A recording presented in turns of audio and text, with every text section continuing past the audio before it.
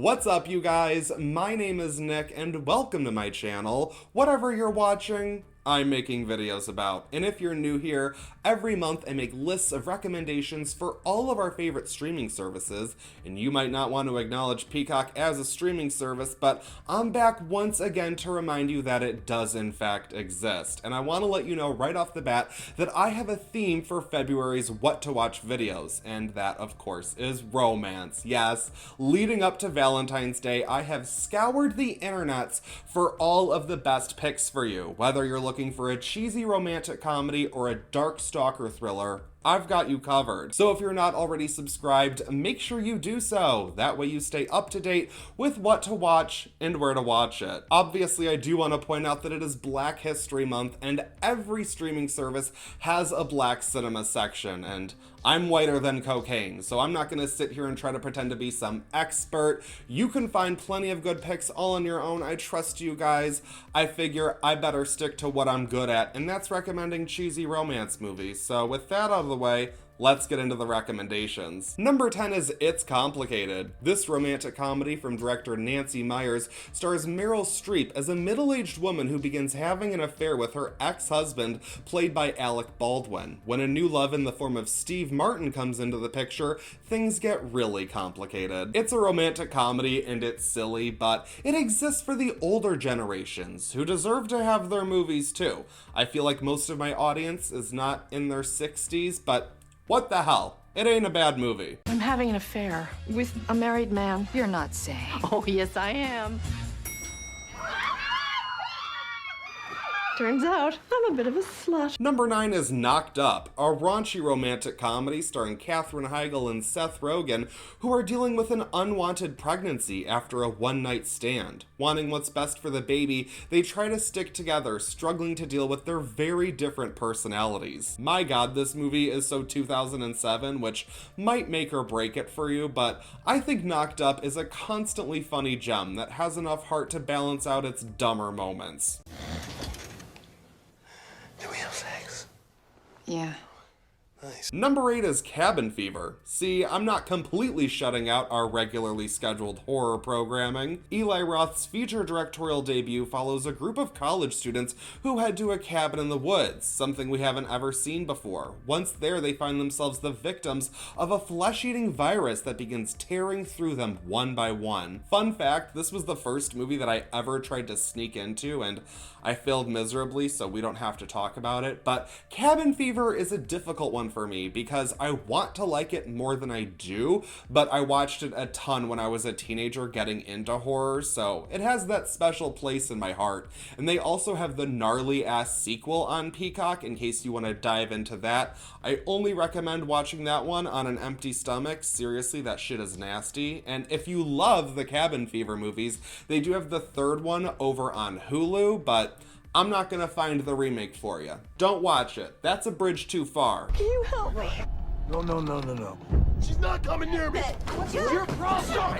You guys gonna kill each other now? Number 7 is Seeking a Friend for the End of the World. This apocalyptic romantic comedy stars Steve Carell as a man who finds himself alone when he learns an asteroid is headed Earth's way and will wipe out human life in 3 weeks' time.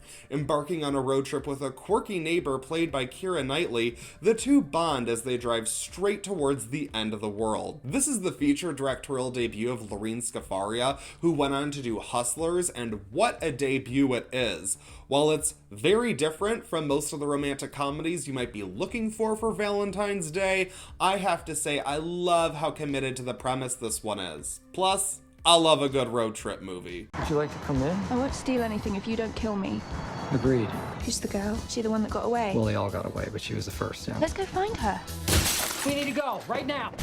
Number 6 is The Crush. This stalker thriller is about a writer played by Cary Elwes who moves into a suburban couple's guest house. Unfortunately for him, their teenage daughter, played by Alicia Silverstone, develops a crush on him, and she'll stop at nothing to get what she wants. This was based on the screenwriter's own personal experience, and how stupid of him. Get this, he actually used the real girl's name in the script, which of course led to the filmmakers being sued. So now every copy of the film that is not you know, one of the VHS tapes that I have stored somewhere has this bad ADR to change the name from Darian to Adrian, and it just adds to the overall bad movie quality that makes me love this one so much. So no, it's not the best, but if you're into stalker thrillers, chances are The Crush will hit the sweet spot for you.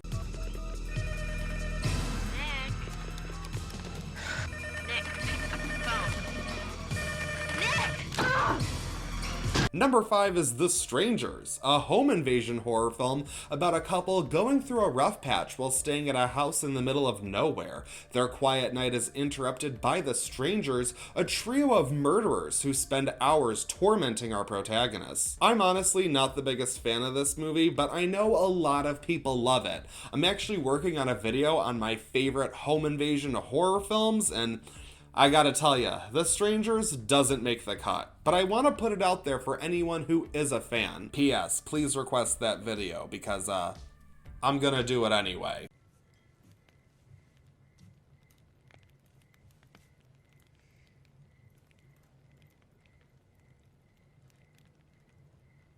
Number 4 is Eternal Sunshine of the Spotless Mind, a romantic drama starring Jim Carrey and Kate Winslet as a couple who go through a tough breakup, prompting Carrey's character to undergo a procedure to have her wiped from his mind. But as his memories are removed, he realizes he doesn't want to let go after all. This won the Academy Award for Best Original Screenplay, and Kate Winslet was nominated for Best Actress because she should be nominated every year, but this is one fantastic movie that manages to make its style the substance. While the story is simple in nature, the way that it's told utilizes the format of film to its fullest potential, providing an entertaining and insightful experience. You're not a stalker or anything, right? I'm not a stalker. You're the one that talked to me, remember? That is the oldest trick in the stalker book. Really?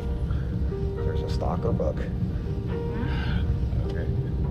I gotta read that one. Number 3 is Bride of Chucky. Oh yeah, we're going there. Chucky returns with the help of an old flame played by Jennifer Tilly, who is turned into a doll herself. Chucky and Tiffany head out on a murderous road trip with the most annoying 90s teenagers, leaving a trail of blood in their wake. This is the movie that marked the franchise's turn into full-on comedy, and while I don't care for a lot of the installments that follow, Bride of Chucky rocks. It is stupid and silly, but funny as hell, and while it could easily be my bad movie recommendation of the month, it's just too fun. What can I say? I love it. What? Have you got a rubber? Have I got a rubber? Yeah. Tiff, What? look at me. I'm all rubber.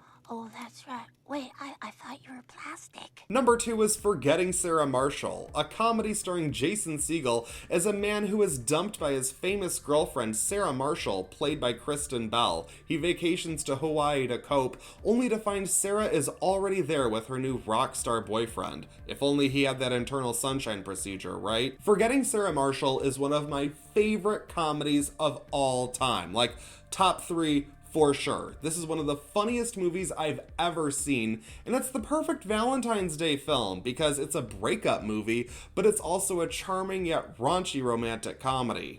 Hi. Hi. Hi. Hi. Hi. Do you mind not saying that? Do you want to gag me? Kind of now. Number 1 is Psycho 2. This dramatic thriller sees the return of Anthony Perkins in the iconic role of Norman Bates. Our titular serial killer has been released from prison and heads back to the Bates Motel. While trying to get his life on track, Norman begins a relationship with a young waitress. But is he responsible for a slew of new murders, or is something more sinister at work? You wouldn't think a 22 years later sequel to a horror classic would actually be good, but Psycho 2 ain't bad, and I find it really interesting that the original Psycho helped spawn the slasher subgenre, then its sequel came out during the slasher craze of the early 1980s. And they have Psycho 3 on Peacock as well. That one is directed by Anthony Perkins, and I think they act as a solid double feature because there were some problems I had with Psycho 2 that were evened out with Psycho 3 and vice versa. So either way, take your pick, but make a return to the Bates Motel because it's worth the trip. I own a motel not too far from here, and You'd be welcome to spend the night in one of the empty rooms if you'd like. 22 years later, Norman Bates is home. And now it's time for my bad movie recommendation of the month, because every time I do one of these videos, I have to talk about at least one especially bad movie. And when talking about Peacock, I normally try to only recommend movies that are streaming for free, but this movie or series of movies is behind that paywall. But you know, talking about Valentine's Day movies, I can't help but bring up 50 Shades of Grey. I shouldn't have to explain this one to you, but basically it's about this awkward-ass college student who somehow gets this hot billionaire to fall head over heels in love with her, but chains and whips excite him, so she has to sign a BDSM contract in order to get laid. Then they have a bunch of sex that isn't even very kinky. This movie is hilariously awful, but it is the exact type of movie that I enjoy having fun laughing at. The sequels are truly terrible, like those melt my brain, I can't even, but the original 50 Shades of Grey, I'm sorry, I can't help myself.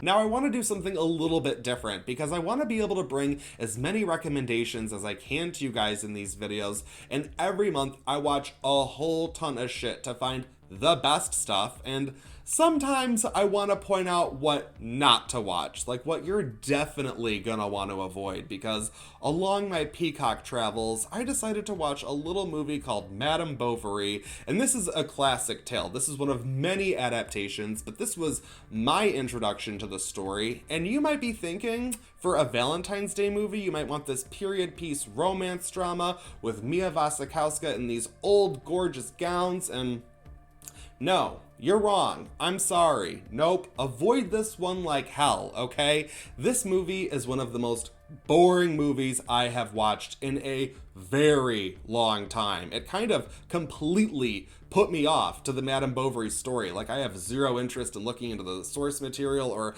any other adaptations. This one, I think, it's just done. Don't do it, save yourself. That is my list of the best movies to watch on Peacock in the month of February. Thank you guys so much for watching this video. I greatly appreciate it as always.